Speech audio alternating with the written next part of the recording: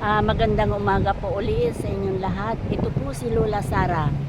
Muli kong itutuloy ang taglay ng aking buhay at pag-asa. Sapagkat sa sitwasyon ng buhay natin ngayon, sino ang makakapagsabi na ito ako ngayon?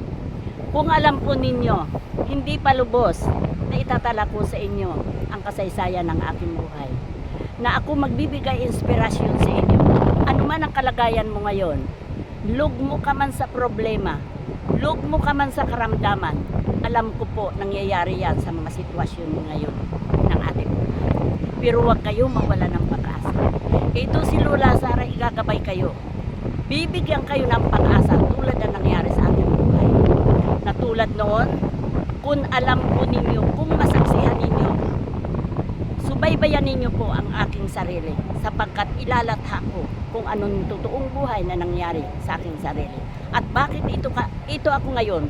Masaya, nararamdaman ko ang pag-asa ng aking buhay. Sapagkat ang liwanag ng sikat ng araw, ito ang magbibigay sa atin ng inspirasyon. Na huwag kayong mawala ng pag-asa, anuman ang kalagayan ninyo ngayon. Sapagkat kinukuha ko sa aking sarili, dumako ako sa napakalungkot na buhay na hindi ko sukat akalain.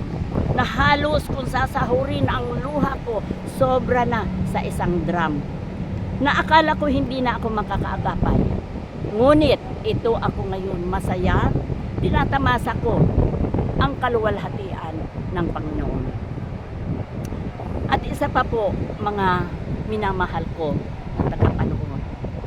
Meron pa akong bagay na hindi ko pa isinasadula. Nakagurugilantas na nangyari sa ating buhay. Sa part na doon, sa daigdig ng mga inkantadores. Na kung iisipin ng iba, kalukuhan yun, walang ganun.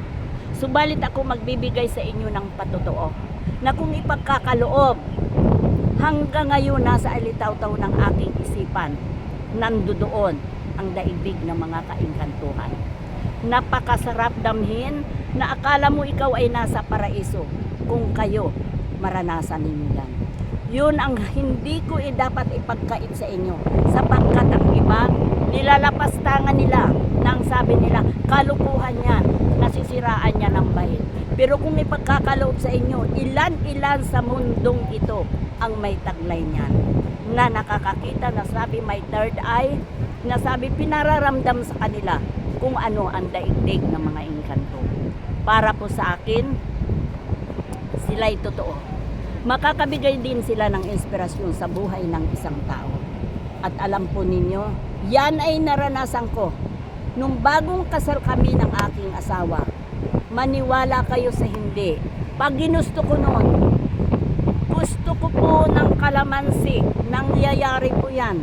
Nakikita sa aking mga palad na may kalamansi, malamig pa, galing sa rep. Kung tutuusin, anong kakayahan ko gumawa ng ganyan kung wala sila? Kaya para sa akin, inspirasyon ko ito na isa dula, mabigay ko sa inyo ang mungkahi na totoo po yan. At kung ipagkaloob nila, sapagkat sila ay may taglay na kapangyarihan, babaybayin ko ang buong kasaysayan ng aking buhay para maisadula, makita ninyo at maramdaman ninyo. Alam ko hindi yan ipagkakait sa inyo. Ngayon naiisip ko, palapit na palapit ang biyaya na ipagkakaloob sa akin ng Panginoon. Dahil ang Diyos ay totoo. Ang sulo Diyos ay totoo.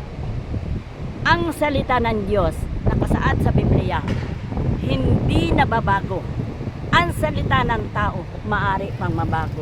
Datapuat ang salita ng Diyos, tumpak na hindi nababago. Totoo, sapagkat ang Diyos ay hindi sinungaling para sa akin. Aywang ko po sa inyo, para sa akin, ang nagpaplano ay ang Diyos, tayo ang tumutupad kung anong buhay ang karapat-dapat para sa atin. Kaya sa akin, mga minamahal ko, hindi ako mauubusan para ibahagi ko sa inyo kung anong totoo na nangyari sa aking buhay. Na minsan nga, ganito, hindi ko sukat akalain mapunta ako sa lugar nito. Napakaaliwalas din. Ito'y kagustuhan ng Diyos upang malibang ako Hindi na ako pababalikin doon sa naranasan kong kalungkutan. Hindi na ako pababalikin doon sa pagluha na walang katapusan. Kaya paniwalaan man ninyo't hindi, ang tao hanggat sumisikat ang araw ay mayroon pag-asa. Ngayon, kung anuman ang nararamdaman ninyo, may taglay man kayo na karamdaman, may taglay man kayo na mabigat na problema, yan po ay mayroon solusyon. Kumapit lang kayo sa Panginoon, yan ay ibibigay sa inyo na ginhawa at kagaanan ng buhay. Tulad nito, pagmasdan natin, kung anong lawak ng karagatan, yun din ang lawak ng talino ng Diyos. Kaya para sa akin, bawat isa na lumapit sa Panginoon, tatangkilikin ng Diyos. Dahil sa salita niya, ang sino man nabibigatan ay bibigyan niya ng kapahingahan.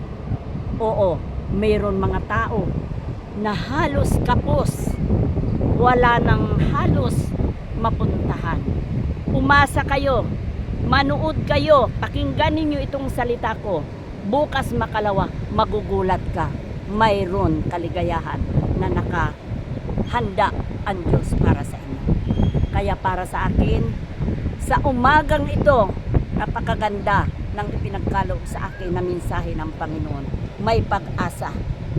Kaya pakinggan ninyo, subaybayan ninyo ang talang buhay ni Lola Sara. Magandang umaga po sa inyo at maraming salamat sa lugar na ito.